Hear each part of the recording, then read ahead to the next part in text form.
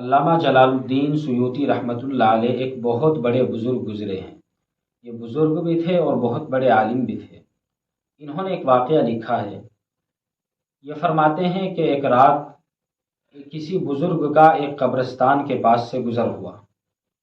انہوں نے دیکھا کہ قبرستان کے مردے اپنی قبروں سے باہر نکلے ہوئے ہیں اور قبرستان میں کوئی چیز موتیوں کی طرح بکھری پڑی ہے، اور وہ مردے اپنی قبروں سے نکال کر کے اس کو چن رہے ہیں، اس کو اٹھا رہے ہیں۔ لیکن انہوں نے دیکھا کہ ایک شخص ہے، وہ اپنی قبر سے نکل کر کے بڑے اطمینان کے ساتھ اپنی قبر سے ٹیک لگائے ہوئے بیٹھا ہے۔ اب اگر اس زمانے کی بات ہو تو آدمی خوف و ڈر کی وجہ سے ڈر کے بھاگ جائے، لیکن چونکہ وہ اللہ والے تھے، اللہ کے ساتھ خاص تعلق تھا، تو قبرستان میں اس شخص کے پاس پہنچے اور اس سے معلوم کیا کہ یہ ماجرا کیا ہے، یہ سارے لوگ اس چیز کو کیوں اٹھا رہے ہیں اور یہ کیا چیز ہے۔ وہ کہنے لگے کہ دنیا کی جانب سے، دنیا والوں کی طرف سے ہمیں جو ایثار ثواب پہنچتا ہے وہ ہمیں اس شکل میں پہنچتا ہے اور ہم اس کو اپنا اپنا اٹھا لیتے ہیں۔ تو وہ کہنے لگے کہ جس طرح سے سب مردے اٹھا رہے ہیں، آپ کیوں نہیں اٹھا رہے؟ انہوں نے کہا کہ الحمدللہ مجھے اس طرح چننے کی اور اٹھانے کی ضرورت نہیں ہے، اس لیے کہ میں نے اپنی زندگی میں اپنے ایک بیٹے کو حافظ قرآن بنا دیا تھا، اور وہ میرا بیٹا پورے دن میں ایک قرآن کریم مکمل کرتا ہے اور اس قرآن کریم کا ثواب مجھ کو پہنچا دیتا ہے، اور مجھے ان تمام مردوں کی طرح اٹھانے کی ضرورت محسوس نہیں ہوتی۔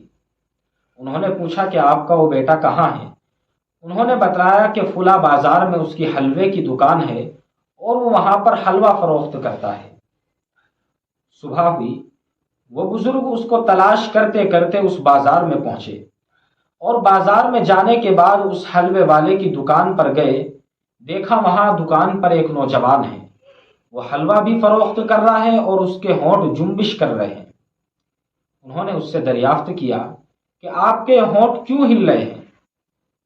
اس نے بتایا کہ میں صبح سے شام تک ایک قرآن کریم پڑھتا رہتا ہوں، میں حلوہ بھی فروخت کرتا ہوں اور قرآن کریم پڑھتا ہوں، اور شام تک میرا الحمدللہ ایک قرآن کریم مکمل ہو جاتا ہے، اور میں اس قرآن کریم کا ثواب اپنے والد کو پہنچا دیتا ہوں۔ وہ سن کر کے واپس آ گئے۔ آنے کے بعد کچھ دنوں کے بعد پھر اسی قبرستان کے پاس سے ان بزرگ کا گزر ہوا۔ جب اس مرتبہ گزر ہوا تو انہوں نے دیکھا کہ پھر وہی منظر ہے، مردے اپنی قبروں سے باہر نکلے ہوئے ہیں، اور اسی طرح موتی کی طرح کوئی چیز وہاں پر بکھری پڑی ہے اور اس کو اٹھا رہے ہیں۔ لیکن اس مرتبہ ذرا منظر کچھ الگ تھا۔ انہوں نے دیکھا کہ وہ شخص جو ٹیک لگا کر کے پہلے بیٹھا ہوا تھا، وہ بھی اس مرتبہ اس کو اٹھانے میں مشغول ہے، اور وہ بھی تمام مردوں کی طرح نیکیاں اٹھا رہا ہے، ان کو اکٹھی کر رہا ہے۔ وہ بزرگ پھر ان کے پاس پہنچے اور ان سے معلوم کیا کہ آپ پہلی مرتبہ تو نہیں اس کو ثواب کو اٹھا رہے تھے، اب کہ آپ اس کو کیوں اٹھا رہے ہیں تمام مردوں کی طرح؟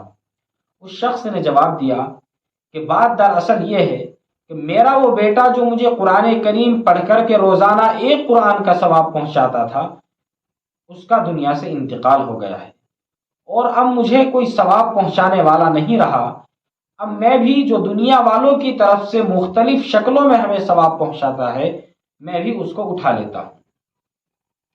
تو قرآن کریم کا معاملہ یہ ہے کہ قرآن کریم پڑھنے والا چاہے نیت کرے یا نہ کرے، چاہے وہ دل میں ارادہ بھی نہ کرے، لیکن جیسے وہ قرآن کریم پڑھتا ہے، اس کے قرآن کریم پڑھنے کی وجہ سے اس کے والدین کو، اس کے ماں باپ کو، اس کے محبت کرنے والوں کو اور اس سے تعلق رکھنے والوں کو خود بخود ثواب پہنچتا ہے، چاہے وہ نیت کرے یا نہ کرے، کیونکہ والدین کی کوشش رہی، ان کی محبتیں رہی، اور ان کی الفتوں کی وجہ سے انہیں اس کو حافظ قرآن بنایا، جس کے حافظ قرآن بنانے کی وجہ سے اللہ تعالیٰ خود بخود ثواب پہنچا دیتا ہے، چاہے حافظ قرآن نیت کرے یا نہ کرے۔ تو میرے بزرگوں، یہ واقعہ میں خاص طور پر ایسے حضرات کے لیے سنا رہا ہوں کہ جن کو اللہ نے اولاد سے تو نوازا ہے، حیثیت خوب اچھی ہے، لیکن اپنی اولاد میں سے انہوں نے کسی کو حافظ قرآن نہیں بنایا۔ اس لیے آپ سبھی حضرات یہ ارادہ اور یہ نیت کر لیں کہ انشاءاللہ ہم اپنی اولاد میں سے کسی ایک آدھ کو حافظ قرآن بنائیں گے، اور یہ ایک نعمت عظمیٰ کہ جس کے بارے میں اللہ تبارک و تعالیٰ نے جس قرآن کریم کو نازل فرمایا، اور اس کو نازل فرمانے سے ہزاروں سال پہلے اللہ نے اس قرآن کریم کی تلاوت فرمائی۔ اللہ نے جب اس قرآن کریم کی تلاوت فرمائی تو فرشتوں نے اس قرآن کریم کو سننے کے بعد کچھ باتیں فرمائیں۔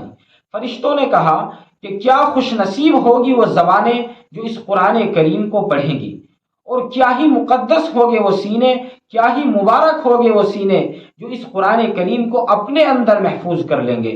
اس لیے آپ سبھی حضرات اس محفل میں یہ ارادہ لے کر کے اٹھے کہ انشاءاللہ ہم اس نعمت عظمیٰ کو حاصل کریں گے۔ اللہ تعالی ہم سب کو عمل کی توفیق نصیب